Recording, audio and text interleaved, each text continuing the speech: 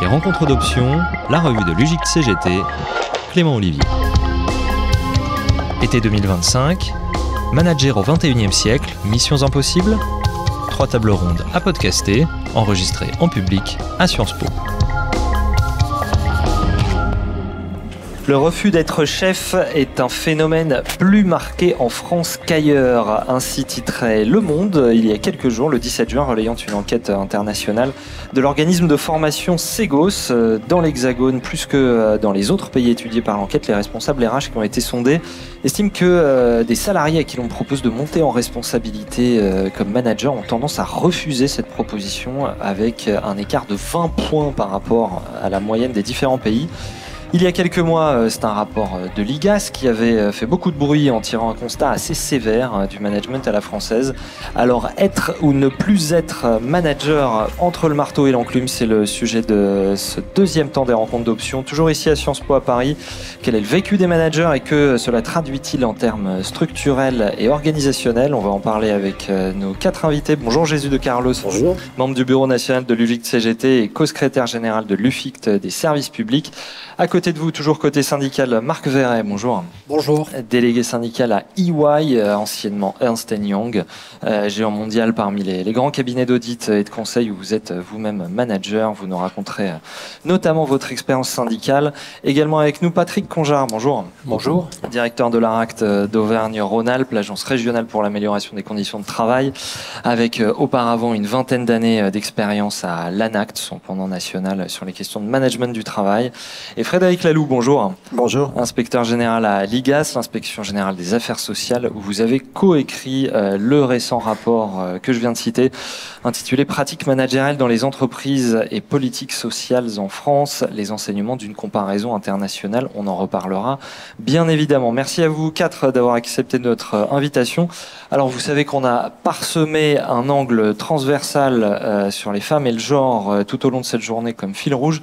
Et comme vous le voyez, ce plateau est exclusivement masculin, chose extrêmement rare aux rencontres d'options, et vous voudrez bien nous excuser de ne pas avoir pu le composer de façon plus paritaire. Reste néanmoins, messieurs, que je suis très heureux de vous avoir tous les 4 à mes côtés. Jésus de Carlos, commençons avec vous. La double nature du travail des cadres, elle est au cœur de la pensée de l'UGIC, à savoir le fait d'être à la fois vecteur et victime des politiques des entreprises. Le voilà, notre marteau et notre enclume. Quelle forme cela prend-il aujourd'hui pour le management dans le cadre de ce que l'UGIC appelle le Wall Street Management, et puis vous qui êtes dans la fonction publique, dans son pendant dans le public, qui est le New Public Management? Si on part de la genèse, le Wall Street Management, c'est minimiser les coûts et maximiser les profits. L'exemple emblématique de cette politique, c'est les banques, avec Goldman Sachs, mais aussi les cabinets d'assurance. Et donc c'est une déportation de la production de la richesse par les entreprises et les collectivités notamment, mais la fonction publique produit aussi des richesses dans le PIB en France, vers la financiarisation et donc vers une rente, un actionnariat. Et donc pour le coup, ça crée de vrais problèmes à la fois de développement et d'investissement dans le pays, notamment sur les entreprises, mais ça interroge aussi au cœur de notre table ronde sur la question du sens au travail. Parce qu'à un moment donné, si la richesse par ailleurs, quels moyens sont dévolus à l'ensemble du travail. Et ça prend une forme aussi, ce Wall Street Management, dès les années 80 dans la fonction publique, avec le New Public Management, c'est-à-dire que ça impacte les notions de rentabilité, de performance au travail, de réduction des coûts de la dépense publique, vont, avec notamment les RGPP, la réduction générale des politiques publiques instaurée en 2007 par M. Nicolas Sarkozy, vont obliger les hauts fonctionnaires à avoir une part variable sous réserve qu'ils atteignent des objectifs de réduction des services publics dans l'ensemble du pays. Voilà. Ce terme de Wall Street Management, je disais ça, un terme UGIC, il a été théorisé en fait par Marie-Josée Kotlitsky et Jean-François Bolzinger il y a une quinzaine d'années dans 2 livres, dont l'un s'appelait Laissez-nous bien travailler. C'est ça que vous décrivez?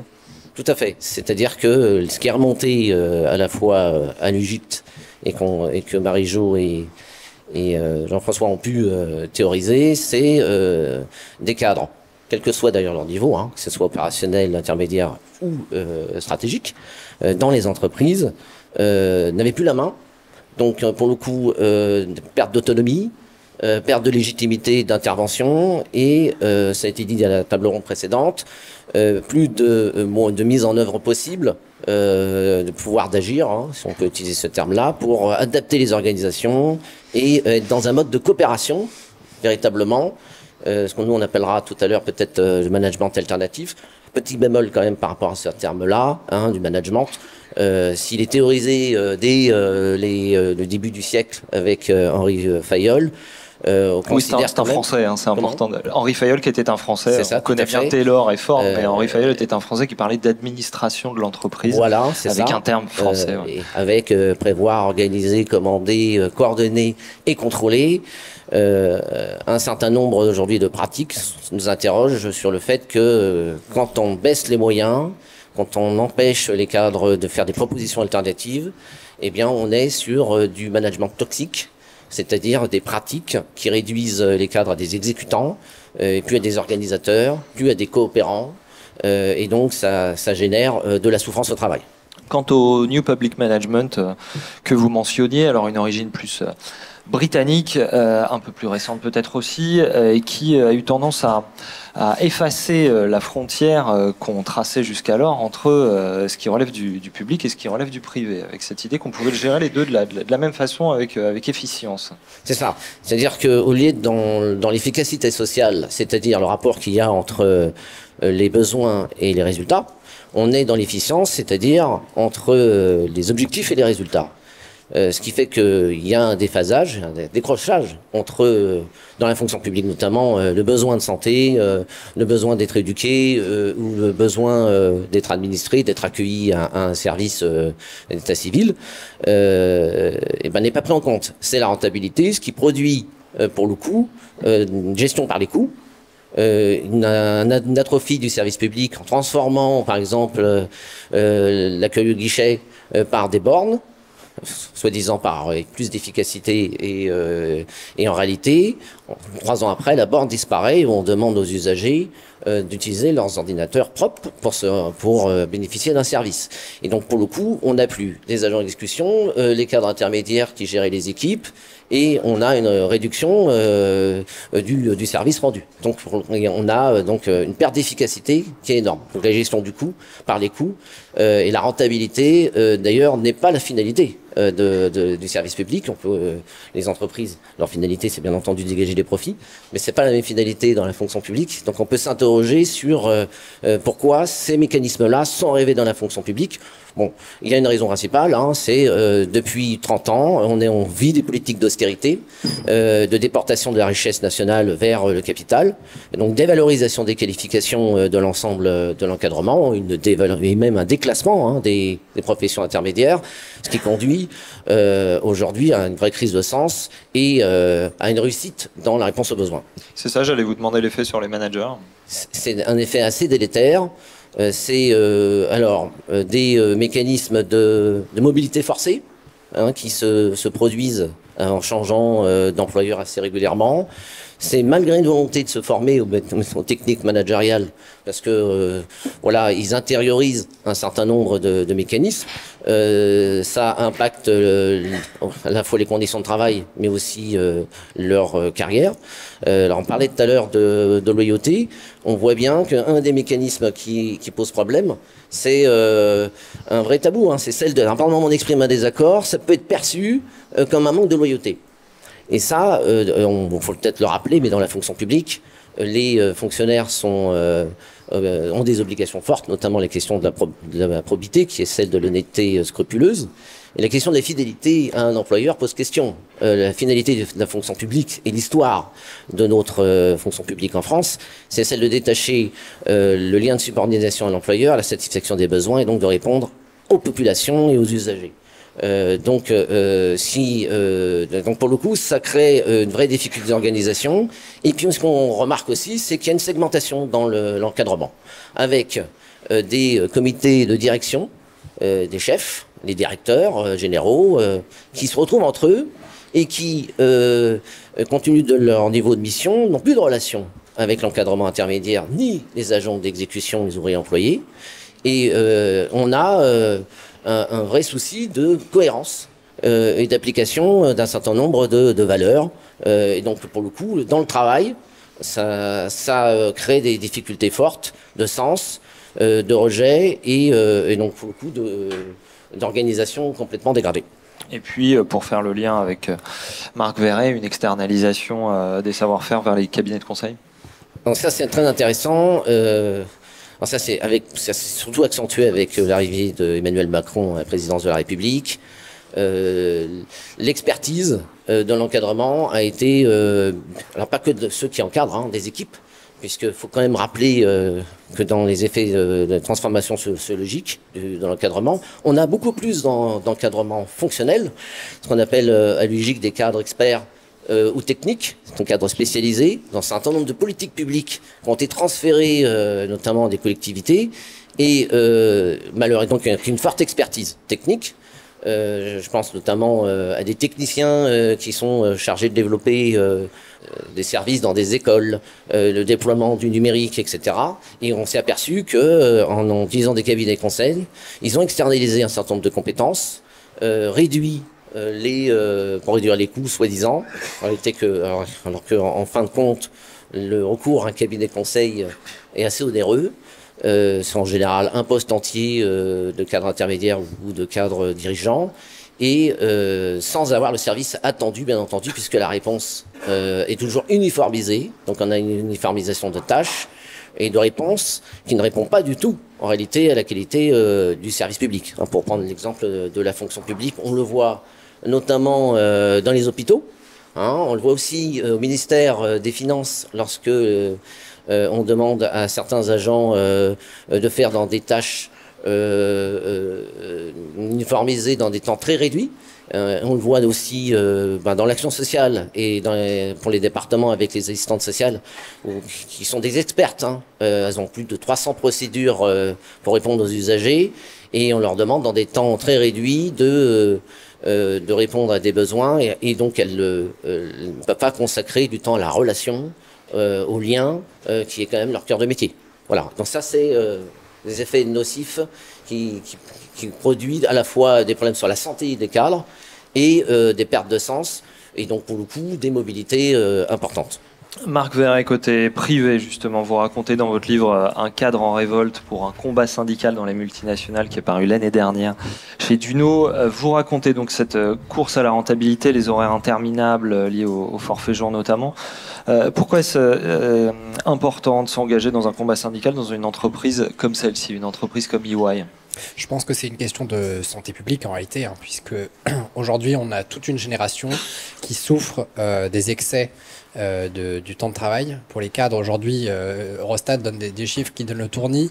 On a un tiers des cadres français qui dépassent les 48 heures hebdomadaires.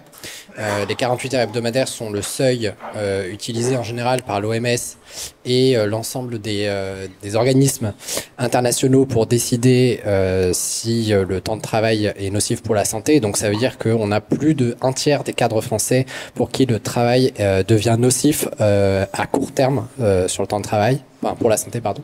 Ça signifie un excès de tension nerveuse, des problèmes pour les femmes hormonales, des problèmes à plus long terme sur la santé cardiovasculaire, tout un tas de sujets qui aujourd'hui impactent toute une génération. Donc il y a vraiment une urgence de santé publique à s'engager aujourd'hui pour limiter le temps de travail des cadres en France, qui est un peu une spécificité européenne, puisque normalement le temps de travail dans l'Union européenne, le temps de travail est limité à 48 heures, et c'est un régime dérogatoire aujourd'hui, le système des forfaits jours, qui ne respecte pas cette limite hebdomadaire de 48 heures. Donc aujourd'hui, on a un sujet de santé publique, et c'est absolument une urgence. Racontez-nous justement votre combat syndical dans une entreprise comme EY. Alors on vous lit non pas dans ce numéro d'Option, mais sur le site d'Option, un papier sur votre démarche syndicale dans une entreprise comme ça, et puis évidemment dans votre livre que je mentionnais tout à l'heure. Comment ça a commencé ? Comment ça a commencé? On s'engage aux élections professionnelles parce qu'on considère que la situation est pas acceptable. Au début, on est un peu seul, évidemment. Moi, j'avais une histoire personnelle et familiale d'engagement, donc pour moi, c'était à peu près logique, mais on s'engage. Et puis progressivement, on arrive à coaliser autour de soi toute une majorité de silencieuses, de gens qui ne supportent plus le système. A priori, on pourrait être surpris de voir des personnes sorties d'école de commerce dans les Big Four se révolter, mais en réalité, c'est absolument logique puisqu'elles ne font que subir, d'une part, la paupérisation que l'on constate de manière générale dans l'ensemble de la société française des cadres, avec une perte du pouvoir d'achat des managers en particulier de 20 à 30% en 15 ans, donc ce qui est absolument massif, et encore on ne prend pas en compte le prix des actifs immobiliers en particulier sur la région parisienne.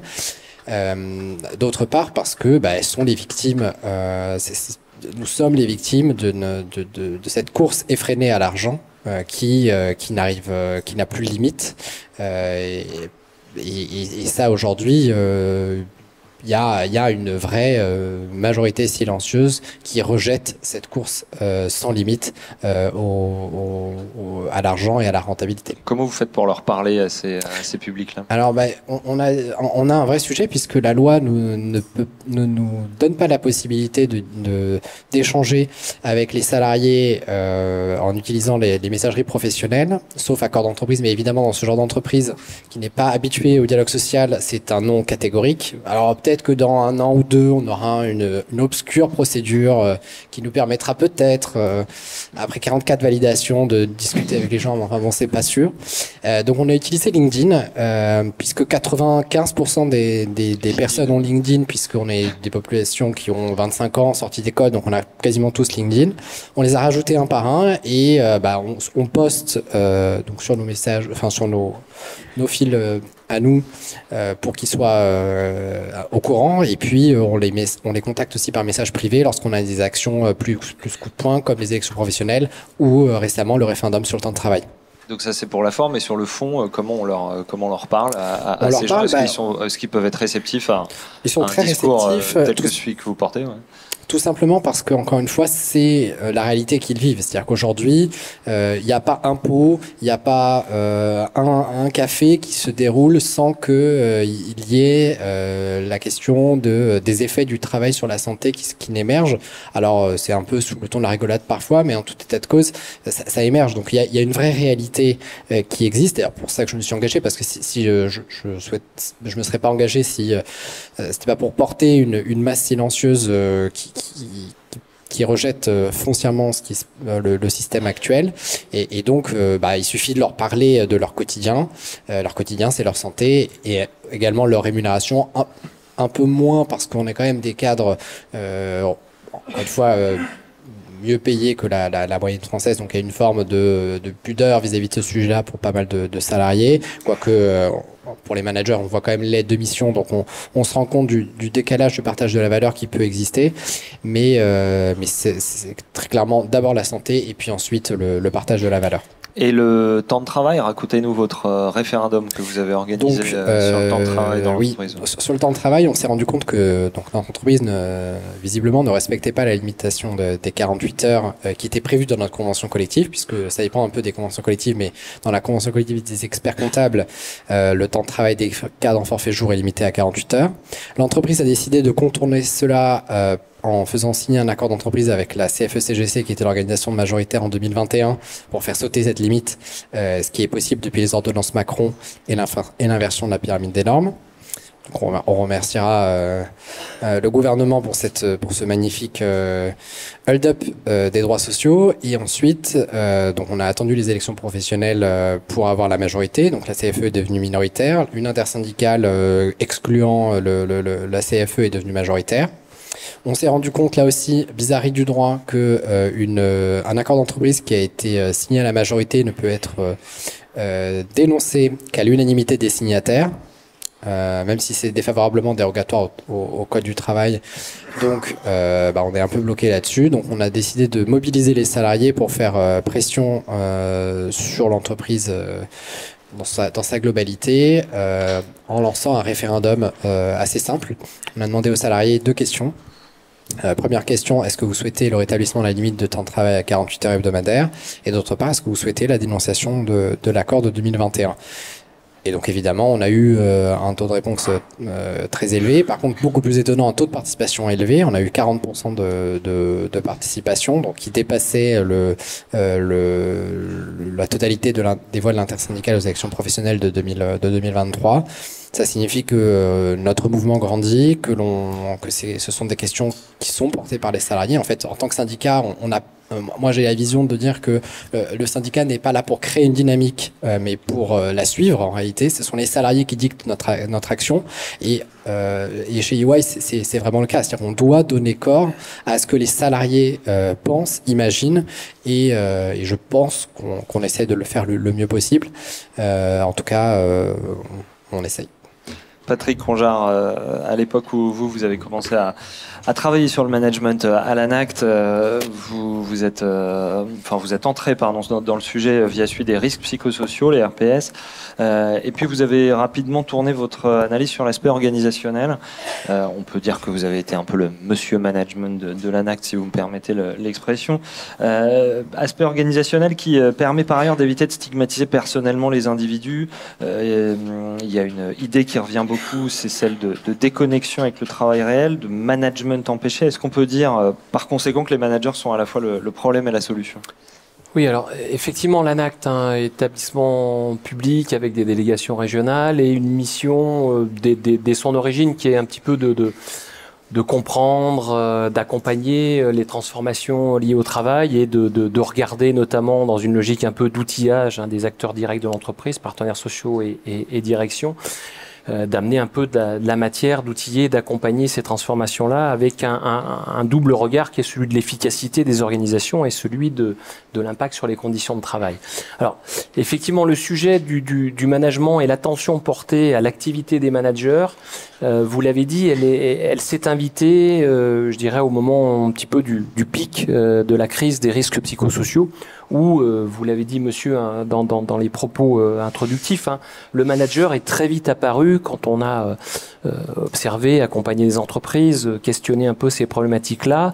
Il était assez classiquement perçu comme le problème, c'est-à-dire vecteur d'un certain nombre de RPS et avec parfois une véritable stigmatisation sur le manager qui incarnait un petit peu les pratiques et politiques de management des organisations et en même temps les plans d'action, les orientations laissaient à penser que la solution, les éléments en tout cas de traitement de ces problématiques-là pouvaient relever aussi des managers. Alors, le premier point, il est toujours important de le clarifier, c'est qu'un manager n'est pas management, effectivement s'intéresser à ces problématiques-là, mettre en perspective la contribution d'un manager, encadrement de proximité, cadre dirigeant ou dirigeant d'une entreprise à plus petite échelle, on voit bien que la réponse ou en tout cas l'analyse du problème ne relève pas que, ça a été évoqué dans la table ronde précédente, ne relève pas que d'insuffisance de compétences ou de problématiques de posture ou de comportements managériaux. Et nous, on a essayé effectivement d'installer cette idée de dire appréhendons les choses d'une manière un peu globale, regardons effectivement plus largement le cadre dans lequel se déroule la relation managériale, le contexte organisationnel, les champs de contraintes qui effectivement conditionnent quand même pour une bonne part l'activité managériale.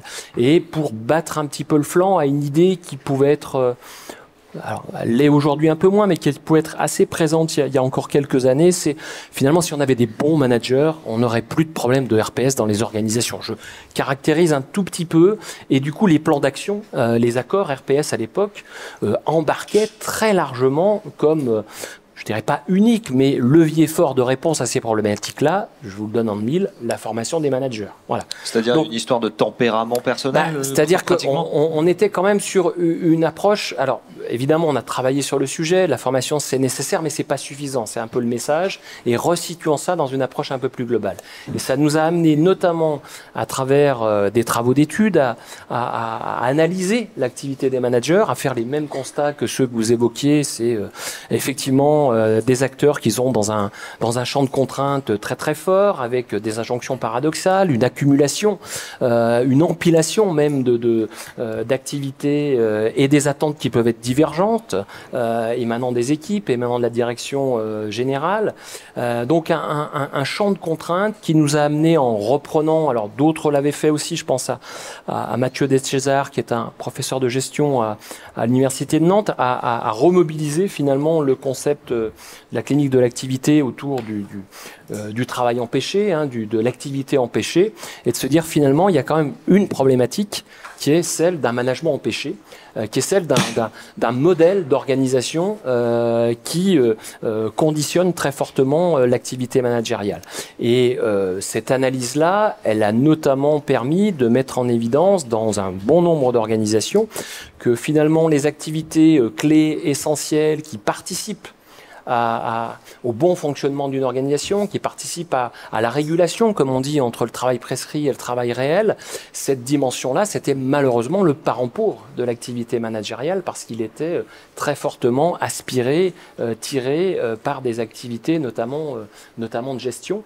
Et donc on a réfléchi et travaillé aussi sur des approches qui pouvaient peut-être, au-delà de former, d'outiller les managers, d'avoir une réflexion sur comment repositionner les managers dans les organisations, se re-questionner sur leur rôle, leur valeur ajoutée dans une organisation, et d'avoir, dans le cadre de cette approche globale, à la fois des registres d'accompagnement, d'action autour des managers et de la relation managériale, mais aussi, on l'a évoqué dans la table ronde, et ça renverra peut-être à des éléments que vous évoqueriez, aussi autour des modes d'organisation, et comment il y a aussi des modes d'organisation qui sont favorables à ça, et enfin comment, dans une approche globale, on a aussi besoin de travailler sur la gouvernance, les processus de décision en particulier.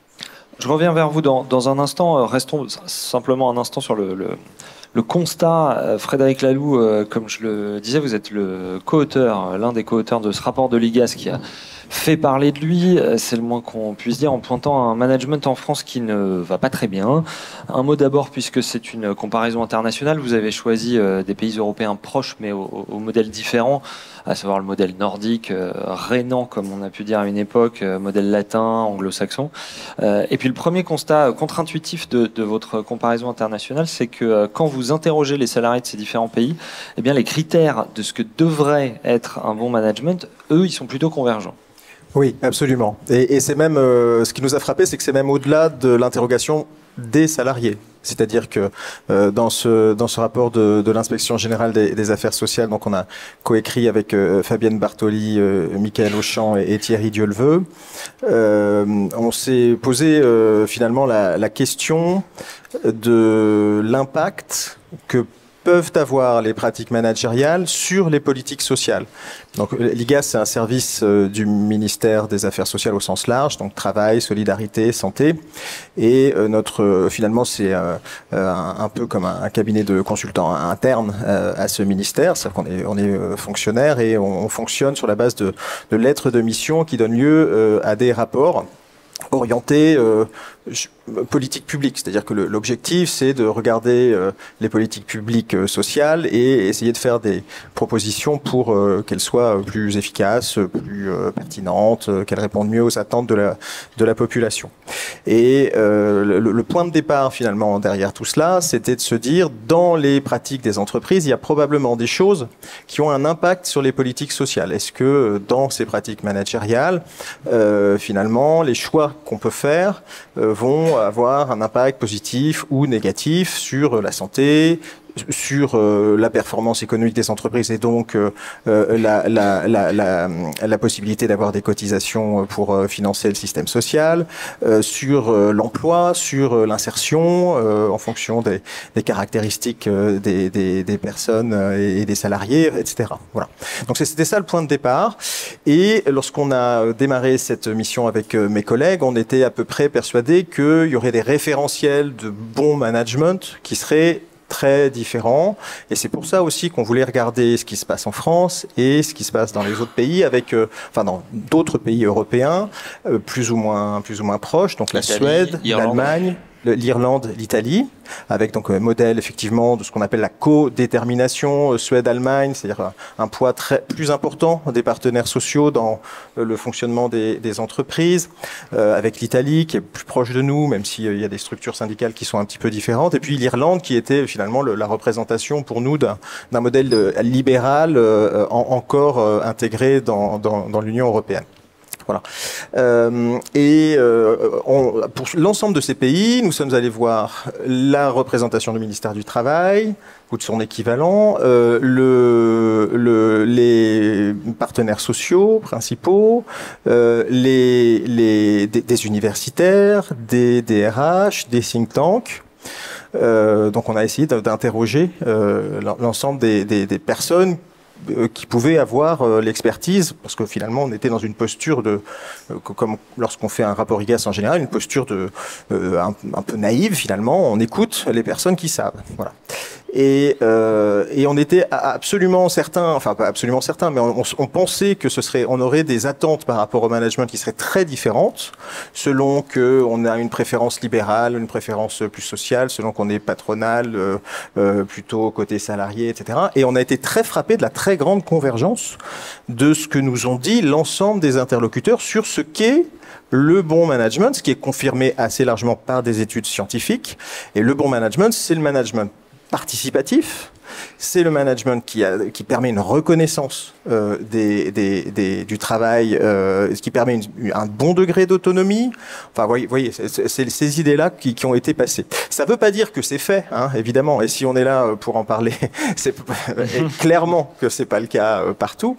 Mais ce qui est très frappant, c'est que à la fois la science, les représentants du monde du travail, les représentants des États consultés étaient très convergents sur ces attendus. Pas trop de reporting, pas trop d'échelons hiérarchiques, dites-nous. Oui, effectivement, ça faisait partie aussi de ces attendus. Donc les deux grandes caractéristiques qu'on va retrouver absolument partout dans, par exemple, les documents produits par LO, qui est le principal syndicat suédois, qu'on va retrouver à la CGIL côté italien, ou auprès du ministère du Travail allemand. C'est d'abord participation des travailleurs, le bon management, participation directe et indirecte, donc intermédiée par les organisations syndicales ou les représentants du personnel, et aussi participation directe à la définition des gestes quotidiens dans le travail. Il y a ces deux éléments-là. Et reconnaissance. Alors reconnaissance, c'est pas forcément uniquement le concept un peu paternaliste qui consiste à reconnaître un peu formellement le travail accompli. Non, ça a aussi des éléments très concrets comme la possibilité d'expérimenter, avoir le droit à l'erreur, ne pas être sanctionné lorsqu'on propose quelque chose et qu'on se trompe. Voilà, c'est aussi des choses plus concrètes. Et ces deux éléments-là, ils sont extrêmement convergents. Et il y a aussi la question des échelons hiérarchiques, effectivement, qui doivent pas être trop nombreux. Un reporting qui ne doit pas être excessif. Il y a d'autres éléments, comme vous le dites. C'est ça. Et maintenant que vous avez bien aiguisé notre curiosité, dites-nous les conclusions sur la France. Qu'est-ce qui ne va pas? C'est justement le niveau d'autonomie et le niveau de reconnaissance. Oui. Lorsqu'on regarde notamment les études réalisées par la Fondation européenne de Dublin sur les conditions de travail, c'est très clair qu'à la fois sur l'autonomie et sur la reconnaissance, mais tout ça est corroboré par d'autres enquêtes. Donc, on est assez sûr de nous dans nos conclusions parce que d'une part la Fondation Dublin, c'est des gens sérieux, ils font un travail qui est significatif et fiable, et puis par ailleurs tout ça est corroboré par d'autres méthodes, des travaux d'universitaires, aussi des travaux par des think tanks, donc on est vraiment assez sûr de nous là-dessus. C'est que oui, en France on a un niveau d'autonomie qui est moins bon et un niveau de reconnaissance qui est bien moins bon que dans la moyenne européenne et en particulier avec les pays qu'on a étudiés. Ça débouche sur des relations de confiance dégradées entre les salariés et leur hiérarchie. Alors la dégradation est d'autant plus forte que les échelons hiérarchiques s'éloignent, c'est-à-dire qu'on a plus confiance dans son manager de proximité que dans voilà, plus on s'éloigne, plus la confiance recule, mais globalement le niveau de confiance est assez faible et c'est un niveau de confiance faible et réciproque, c'est-à-dire que les salariés n'ont pas confiance dans leur management et le management n'a pas confiance dans les salariés. Donc ça veut dire qu'on a globalement un sujet autour de cette relation de travail qui est significatif et qui nous paraît être avéré.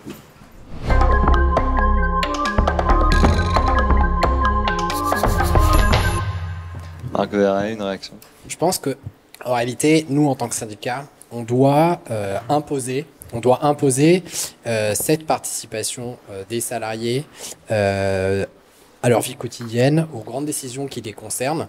Je pense que globalement, c'était l'idée de notre référendum. Je pense que notre rôle syndical, c'est d'être le levier de cette participation, d'imposer au management français. Alors, je pense que en France, on est très mauvais. Ailleurs, on est peut-être un peu meilleur, mais je suis pas certain que la cogestion allemande soit formidable non plus. Mais bon, ça c'est un autre sujet. Mais en tout état de cause, en France aujourd'hui, très clairement, on est totalement à la ramasse sur ces sujets-là. Et l'action syndicale, à mon sens, doit imposer au patronat français de prendre en compte cette participation des salariés. Et ce management participatif, on doit l'avoir dans notre corpus revendicatif le plus haut possible dans nos revendications, parce que je pense que c'est l'alpha et l'oméga, enfin en tout cas vraiment le centre même de l'engagement qu'on peut avoir.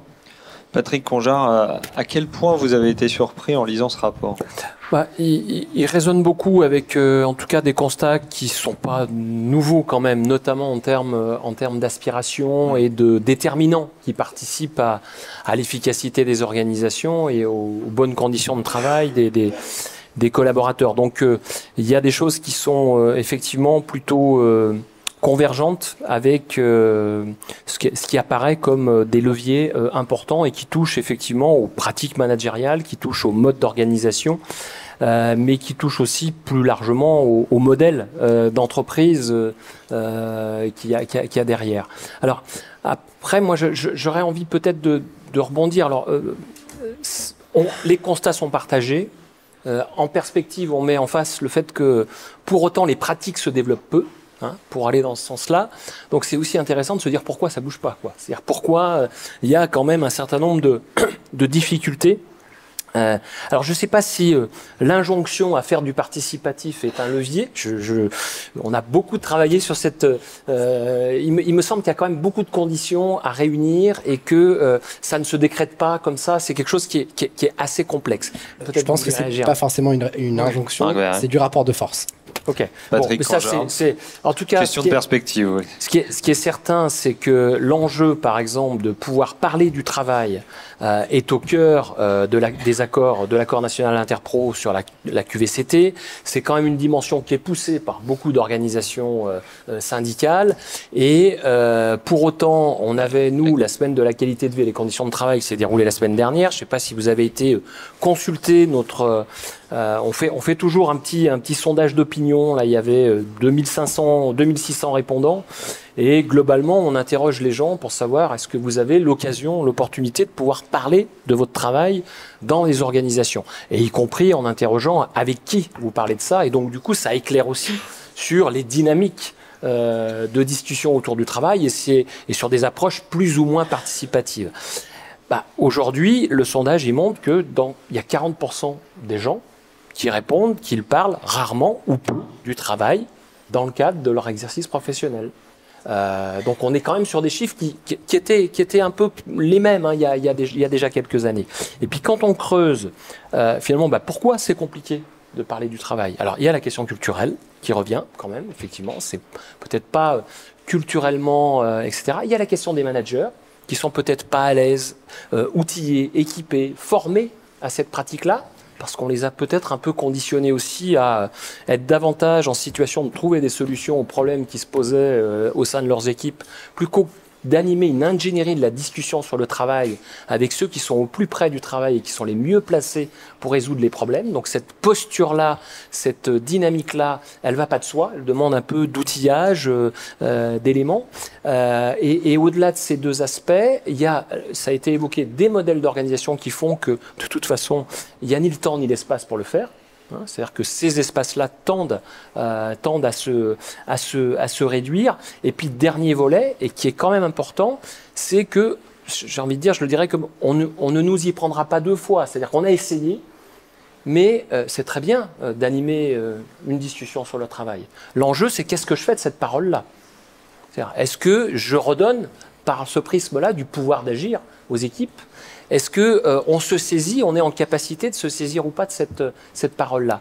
Et on voit bien que même s'il y a des tentatives, même s'il y a des dynamiques autour de ça, c'est quand même bien derrière du coup le modèle d'organisation, les processus de décision, l'autonomie un peu sécurisée et la responsabilité qui est donnée aux équipes qui va être davantage déterminante finalement que ce simple fait de dire on peut ou on ne peut pas. Enfin, ce que je veux dire par là, c'est que c'est beaucoup plus complexe qu'il n'y paraît sur cette dimension-là. Jésus de Carlos.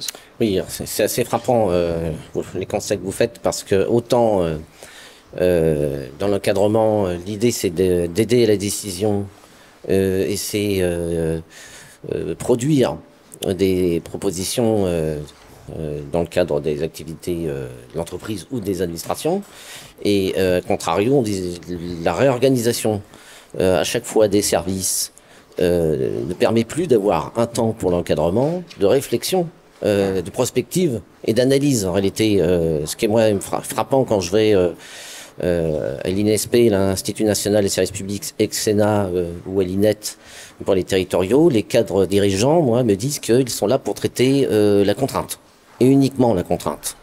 Donc ils sont formatés sur le plan national avec notamment la réforme de la haute fonction publique, à des modes de gestion qui sont pas ceux que vous évoquez à la fois participatifs, c'est-à-dire le collectif de travail en réalité.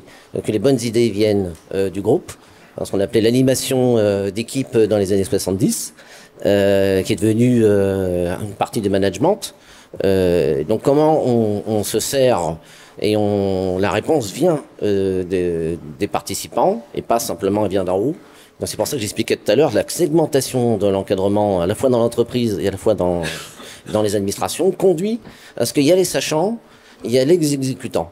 Donc la dépossession d'expertise, elle est énorme, donc la perte d'autonomie, et c'est ça qui aujourd'hui est questionné, c'est comment on redonne de la place dans les organisations sans occulter pourquoi ils ne vont s'occuper que des contraintes. En réalité, il y a quand même un élément fondamental, c'est la réduction des budgets. À partir du moment où je dois faire plus avec moins et que chaque année, dans les collectivités, on doit baisser de 5% de budget et donc supprimer des postes qui sont... donc la contradiction, c'est entre un service rendu qui doit être de qualité, comment je continue à le rendre alors que j'y manque 3-4 personnes et j'ai beau être efficient en tant que cadre, à un moment donné, je ne peux plus rendre le même service aux usagers. Et donc ça pose un problème d'éthique professionnelle. Et puis il y a le deuxième aspect qui, à mon avis, une deuxième raison, une deuxième hypothèse qui permet peut-être de comprendre pourquoi les modes de management ne changent pas. C'est celle, je l'ai évoqué tout à l'heure, de l'obéissance, de la loyauté qui est demandée d'une manière inconditionnelle. Et dès qu'il y a l'expression d'un désaccord, c'est vécu comme une défiance. Et donc comme un cadre à abattre. Ça, je pense qu'il faut le mettre aussi dans le débat. On ne peut pas se cantonner de dire que les bonnes pratiques viennent des organisations, elles viennent aussi du rapport, du lien de subordination et du rapport contractuel qu'il peut y avoir entre un salarié, parce que les cadres sont des salariés comme les autres, mais compte tenu de la nature de leur mission, qui sont d'organiser le travail pour les autres, et d'inventer, de concevoir le travail, on voit la difficulté de pouvoir avoir les moyens de les mettre en œuvre. Marc Verret. Je pense que globalement les constats sont partagés et effectivement on a du mal à voir émerger un modèle participatif. Pourquoi est-ce qu'on a du mal à voir émerger un modèle participatif? Parce qu'aujourd'hui la construction économique dirigée par les grosses multinationales n'y voit pas un intérêt pour elle-même. Donc elle limite autant que possible l'émergence de ce cadre participatif. Et évidemment que la liberté d'expression des salariés est énormément muselée. Aux États-Unis, c'est l'abomination, c'est-à-dire que la moindre critique, y compris sur les réseaux sociaux privés, est traquée par les entreprises. Et avec l'IA, ça va pas s'améliorer pour traquer la moindre critique. En France, on est un peu plus protégé par la notion de protection de la vie privée, etc. Mais doucement, mais sûrement, ça va devenir compliqué. Donc, évidemment qu'aujourd'hui, face à un capitalisme qui ne voit pas d'intérêt, évidemment, j'ai parlé du rapport de force, il n'y a que le rapport de force qui peut imposer un modèle participatif. Et ce modèle participatif doit s'imposer par de nouveaux cadres institutionnels. C'est absolument évident. Le cadre institutionnel hérité de la Seconde Guerre mondiale, avec les CSE, avec les IRP, etc., réformé avec les réformes Macron pour liquider autant que possible, mais qui existe tout de même, doit être repensé de A à Z, et ça c'est pour le coup de notre travail de syndicaliste, pour imposer des temps participatifs dans les entreprises qui soient totalement nouveaux. Évidemment que par exemple il doit y avoir des moments où les salariés puissent s'exprimer librement au niveau de leurs services, de leurs ateliers, etc. et non plus uniquement via leurs représentants. Il doit y avoir un mode d'expression direct. On doit donner à leurs représentants beaucoup plus de poids et d'expression en faisant monter autant que possible la proportion des administrateurs salariés dans les conseils d'administration. Je pense que ces deux piliers-là, s'il n'y a pas d'évolution du cadre institutionnel, à mon sens, ça a du mal à évoluer parce que le rapport de force capital-travail aujourd'hui est trop défavorable. Patrick Conjar, l'ANACT également travaille sur l'idée d'égalité intégrée. Une question sur les vécus et les parcours des femmes dans tout ce contexte. En préparant cette série d'émissions, j'avais une citation qui me hantait de la romancière nigériane Chimamanda Ngozi Adichie, qui a cette phrase d'une pureté remarquable: The higher you go, the fewer women there. Plus vous montez, moins il y a de femmes. C'est votre constat également? Oui. Ça aussi, c'est quelque chose qui est maintenant assez connu. Alors c'est intéressant parce qu'on aborde quand même souvent la question du genre et de l'égalité professionnelle sous l'angle de l'emploi. C'est intéressant aussi de la regarder sous l'angle des conditions de travail, parce que là il y a des vraies inégalités aussi, et qui s'expliquent, enfin j'étais là sur la précédente table ronde, qui s'expliquent aussi en grande partie par les parcours et l'orientation effectivement vers certaines catégories d'emplois et de métiers des populations féminines. Donc le management n'échappe pas à cet aspect-là, et il y a effectivement des problématiques intéressantes à trouver, mais qui s'expliquent plutôt, en tout cas nous c'est le constat qu'on fait, en termes qui trouvent plutôt leur origine au niveau des parcours professionnels, avec des orientations vers des métiers du soin, de l'aide à la personne, qui sont aujourd'hui des métiers à fort taux de pénibilité. Donc il y a des taux d'absentéisme plus importants du côté des femmes, notamment les jeunes femmes. Elles sont surexposées à certains risques.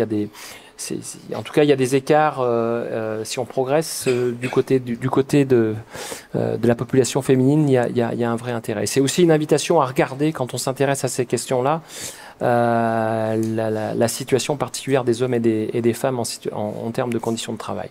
Pour autant, je ne sais pas si c'était l'objet de votre question sur cette question du genre.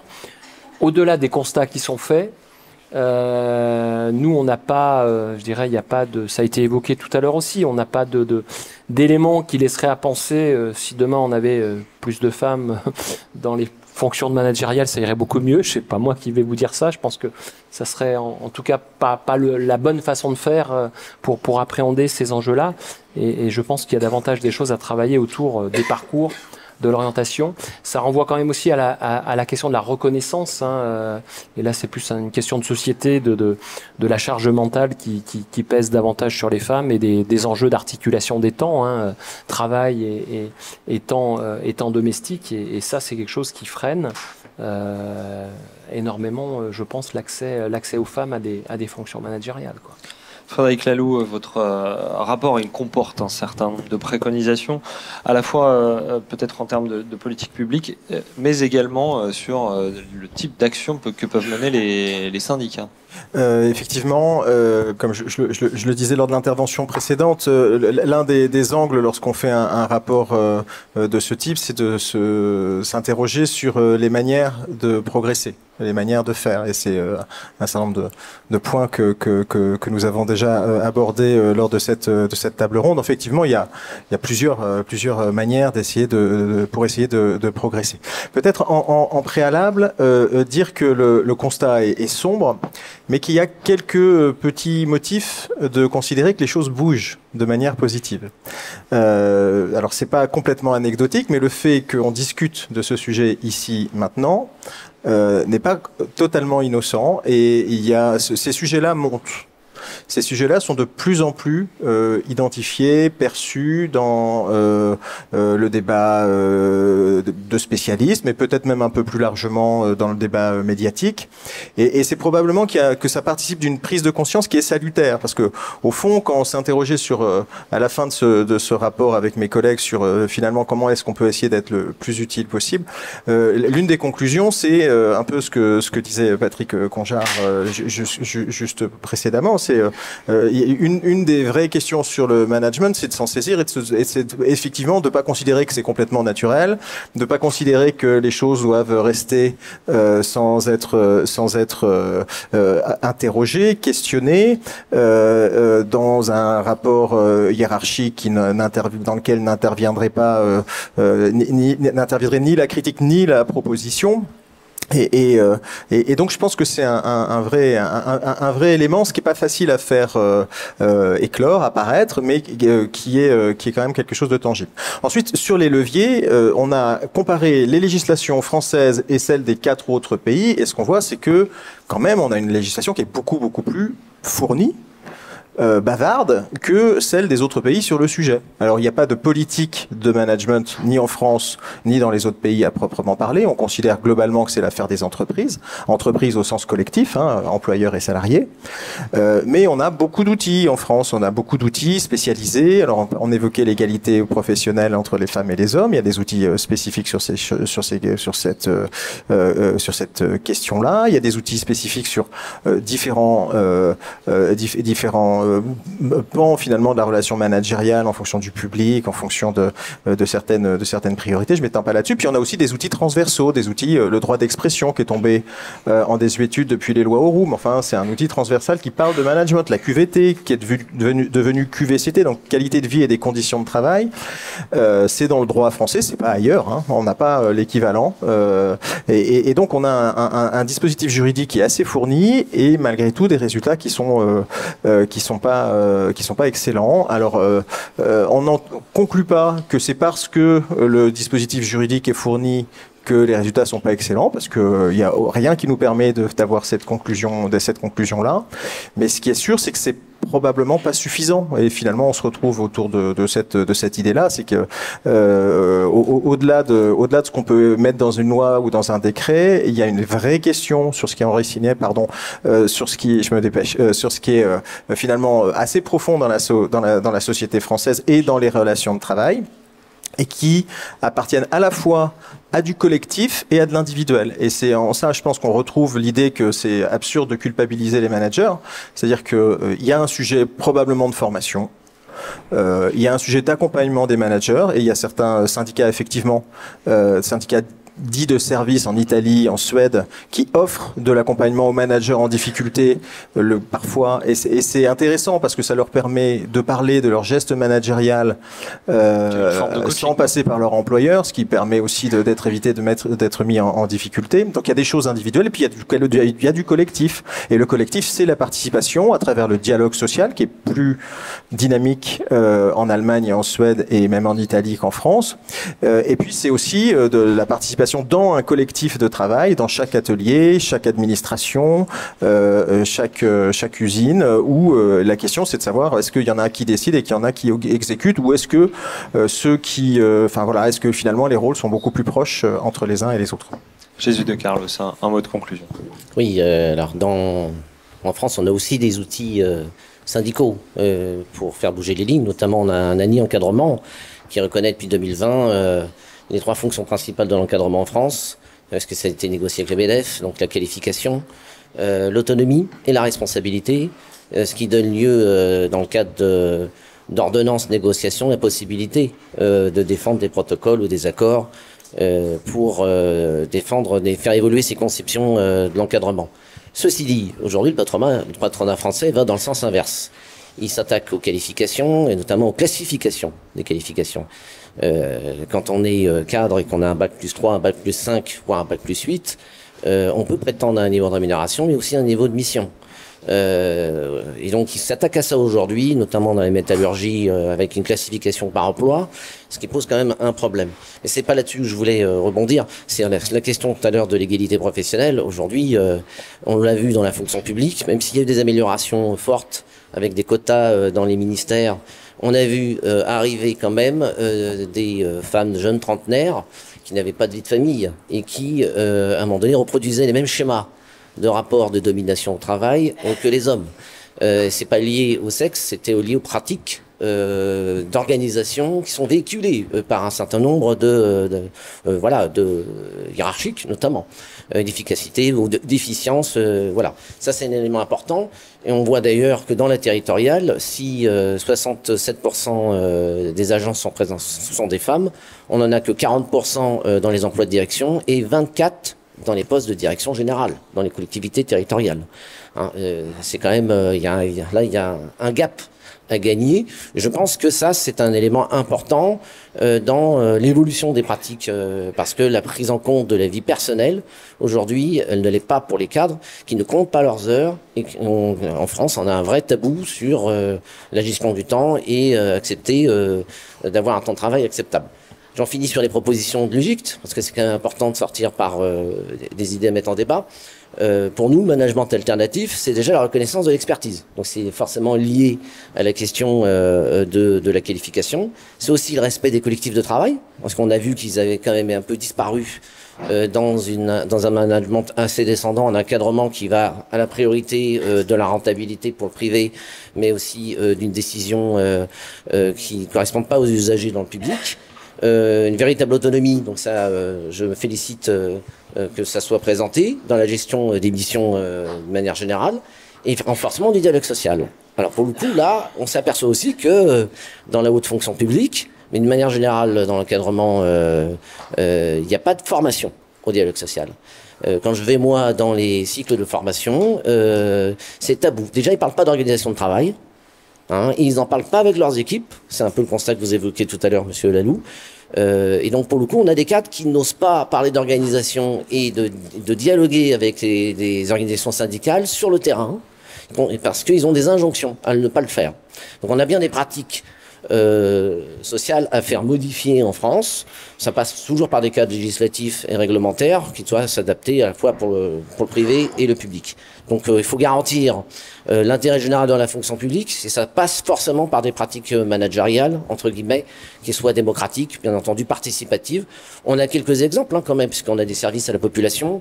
C'est ça aussi la grande force de la fonction publique, où sont associés la décision collective des différents acteurs dans un mode collégial, et ça peut-être que c'est une piste. Merci beaucoup à vous quatre pour votre temps. Jésus de Carlos, Marc Vert et Patrick Conjaré, Frédéric Laloux. Vous restez avec nous, la discussion continue. Merci à vous dans le public et aux auditeurs en podcast. On se retrouve tout à l'heure pour le 3e et dernier volet de cette journée sur les startups et leur culture. Salut!